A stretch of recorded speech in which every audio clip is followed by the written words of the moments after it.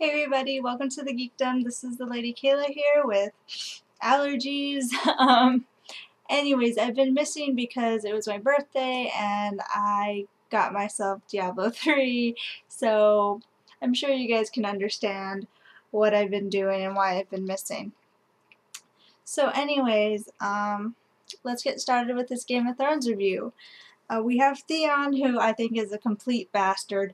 I feel like the Theon in the books and the Theon in the show are different. I feel show Theon's a bit more dramatic, and way too much to prove.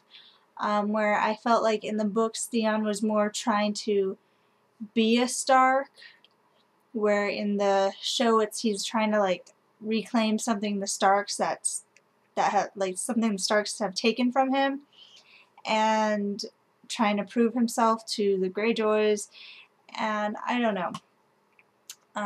But he's a bastard. Show, book, it doesn't matter. He's a bastard. I don't like him. Anyways, so he lost the children, and he goes to the mill where I think the children decided to stay. I can't really remember if they decided to stay or skip it. But anyways, when he enters the scene again, he has two burned boys hanging from the walls. I don't know if they're like charred or tarred. So I don't know if they're burned or if he just dipped them in tar and mutilated them. They look more crispy, so I'm guessing they're burned. Beyond recognition, no way to tell who they are or, whatnot, so whatever. And Maester Luwin's wail was just, I like those scenes where I feel emotionally moved, so whatever. Anyways, and I noticed that Theon seems to be more than anything listening to that one man who's like, this is what you gotta do to be Ironborn, or this guy has to pay the iron price. And he seems to be like listening to that guy a lot, and that guy seems to be like pulling his strings. And I just think that's kind of funny because Theon's so like makes it seem like everything like is because of him or it's because of his choice. And so I don't know, I just thought that was funny. Next we have Jon, and I think there was a bit over the top the sex talk with Ygritte, and I did find it amusing, but I think it got stretched out to the point where it was kind of like, okay now, please just get over it already. And then there was just like that brief moment where it was like, why are you fighting us? Like what's so different? Like why don't we get a right to live? Like why are we hunted down like animals? And I mean, I do see why they're a threat because they are kingless men and they don't bow down to anyone. So I see why they're a threat to the realm, but being hunted down because of their beliefs is kind of odd and kind of wrong to me. It seems that way to me.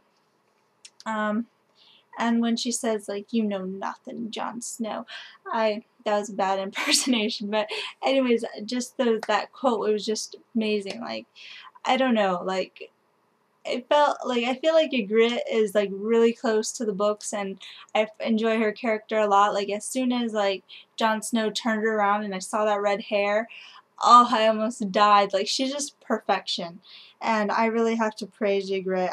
I love her, and, anyways, at the end, she gets away, and she kind of finds a group of her wildling friends and ambushes Jon Snow, and that's how we're left off. And I have to say, the Ygritte Jon Snow scenes are my favorite. Like I said, Ygritte, she's perfect. As soon as she said, you know nothing, Jon Snow, I was like, oh my god, amazing, amazing. One of my favorite quotes in the book, simply because it's just, if you haven't read the books, you don't understand, but I love that. Anyways, we have Arya and Tywin, and Tywin's freaking out because there was an assassination attempt. We know it wasn't for Tywin, but Tywin doesn't know that, so he's like going crazy trying to figure out who tried to assassinate him. we hear about the Brotherhood without banners again, and then I noticed, like, when Arya brings him the food, he makes her eat it, and I think it's because he thinks it's poisoned. I don't think it's because, like, oh, here's my favorite serving, girl, go ahead, have a nice meal for once. No, I don't think it's like that at all. And we also get a bit of history about Harrenhal. In all honesty, I am kind of tired of the Tywin Arya scenes. I kind of just want to progress to the next step already. We got enough out of them being together, and I really just want to move forward. And then we move on to the Sansa scenes, and again, I was amused by this scene more so than other scenes. It's not as much as the Ygritte scenes, but I was loving it because we get more of Sansa and Sandor, which I think they could have introduced a lot earlier and started developing a lot earlier. This show just kind of had sprinklings, and I think the show is making Sandor too protective and too obviously caring, and it's just like, that's not really Sandor. He's really gruff, he's a bad guy. He's like not really sympathetic to anybody, even to Sansa. He doesn't really like treat her like a lady. He doesn't really treat her as someone who's higher up than him. I honestly, from the books, think he's wanted to rape her multiple times. So that's just my personal observation. It's not proven, it's not anything, just something that I suspect. But here they finally show him being gruff and being a really rough guy and a really tough guy. I'm just like, all these rhyming words, gruff, rough, tough. And so I'm kind of happy that they're doing that, because he seemed a little bit too caring. And anyways, after that, Sansa bleeds for the first time. She has her first moon's blood, and she's freaking out. Shay's trying to help her, and a maiden comes in, tries to leave. Shay helps her again by threatening her, and then all of a sudden the weirdest thing happens, and Sandor's right there. Like, it's early in the morning. What's Sandor doing there? Unless my suspicion is correct, and he's trying to rape her. Like, I honestly think he wants to rape her.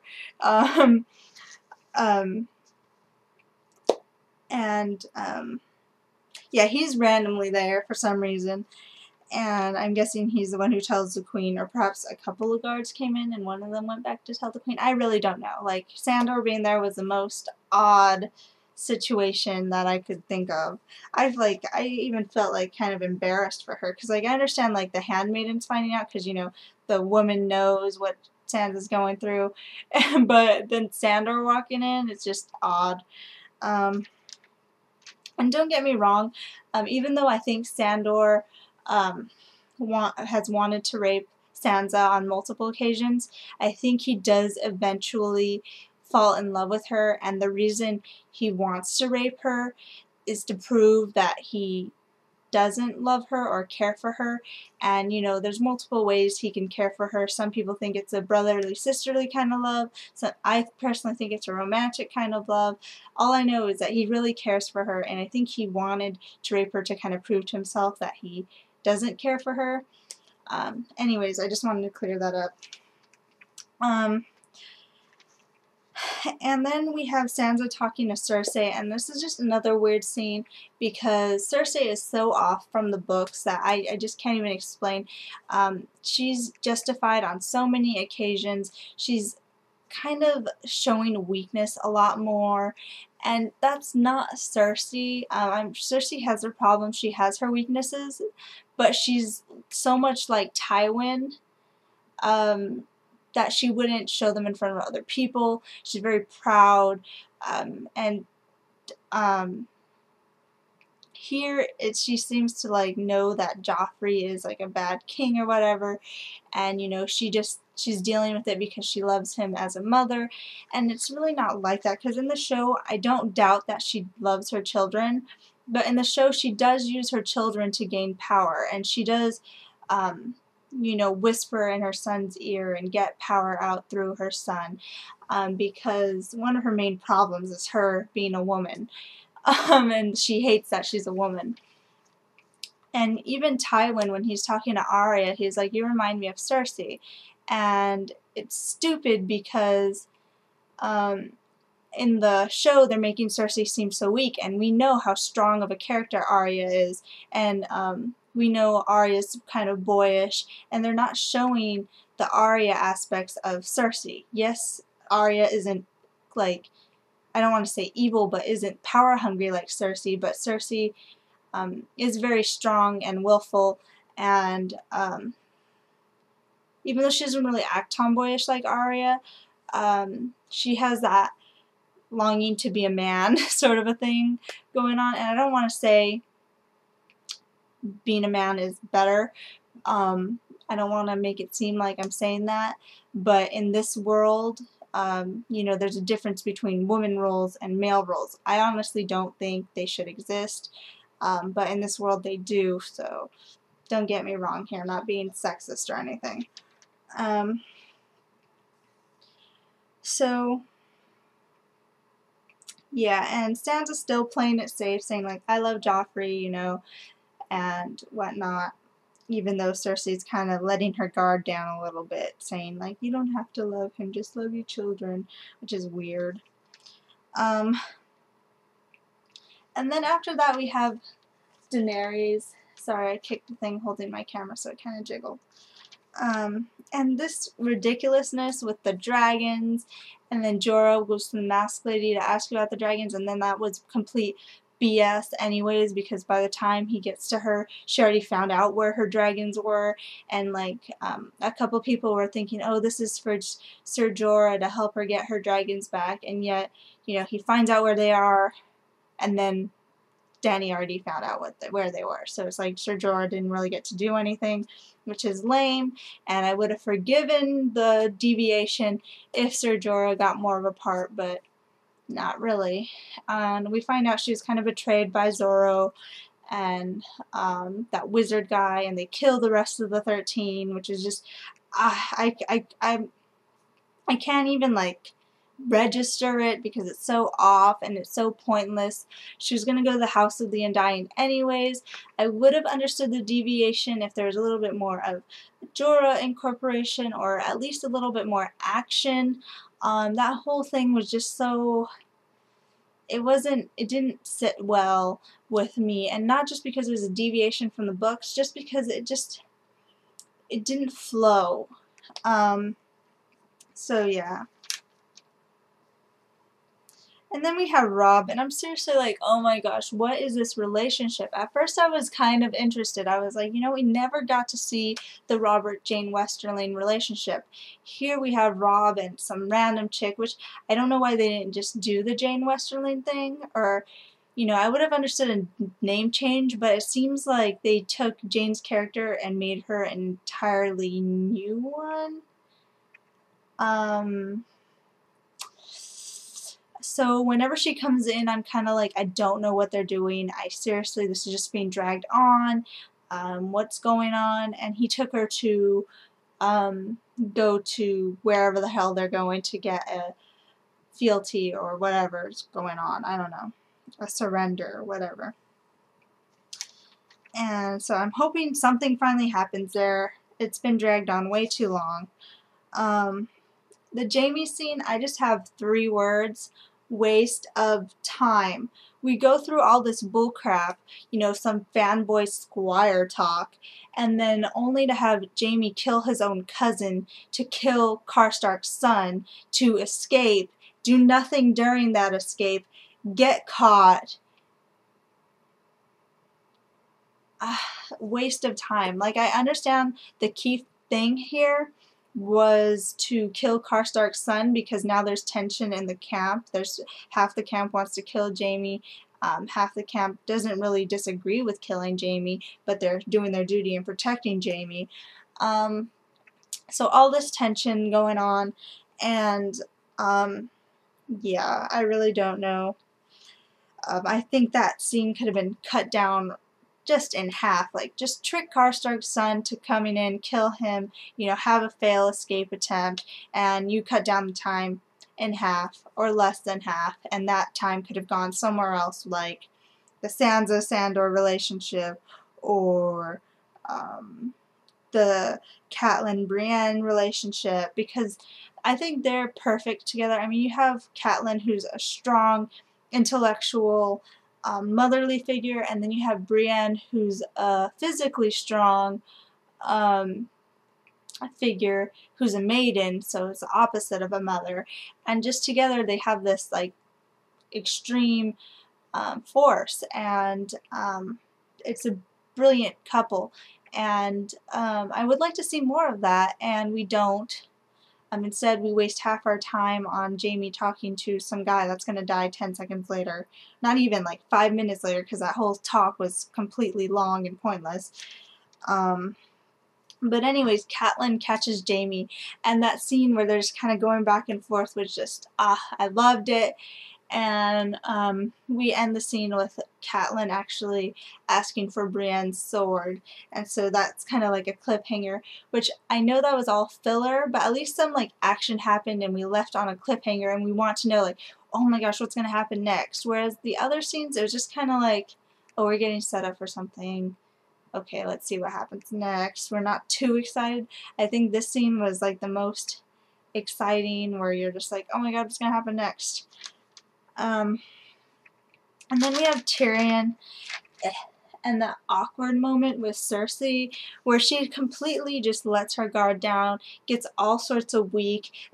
And the thing is, this is in front of Tyrion, of all people, and she hates Tyrion. And I'm just like, they're ruining Cersei so much. I mean, we have this woman who just wants to have the power of a man, who's very power hungry, and the only thing she can use to gain power is her feminine charm, so we see her using that a lot. She's not the most intellectual, but she's not dumb either, and whenever, you know, and her pride is just rock solid. Like, she's like her father, and you know, she would not let this weakness show at all, and I'm just like, whoa, this is so off. This is so off. But whatever, we'll see. I felt like this whole episode was kind of filler more than anything. A lot of setup for finale, so I don't know. I think they could afford a little more action without giving away too much of the finale, or you know, I don't want, you know, too much to happen at the end. I think they can add some action that's not as important towards the last episodes, and then save the most important for the finale, so we don't have a whole crap load of finales and, you know, I don't want to say battles, because I don't know if they're doing the battle scene in this season or whatnot. But you know, all the big stuff, I don't want all the big stuff to be pushed towards the end and all of a sudden we get like 5 minutes for each big thing that happens. So I don't know what they're doing. We'll see. And I don't know, I felt like the last couple episodes have been kind of This episode was more than anything for me. Let me know how you feel. I honestly don't have a question to end with. So yeah, I'm trying to think of one right off the bat, but I can't really say. So just let me know what kind of cliffhanger did you feel was the best, and like what scene left you asking for more, like you just have to know what's going to happen next. You may know what's going to happen next because of the books, but you know, they do things different all the time, so just let me know. I think mine was the Catelyn one, so let me just know yours. Bye.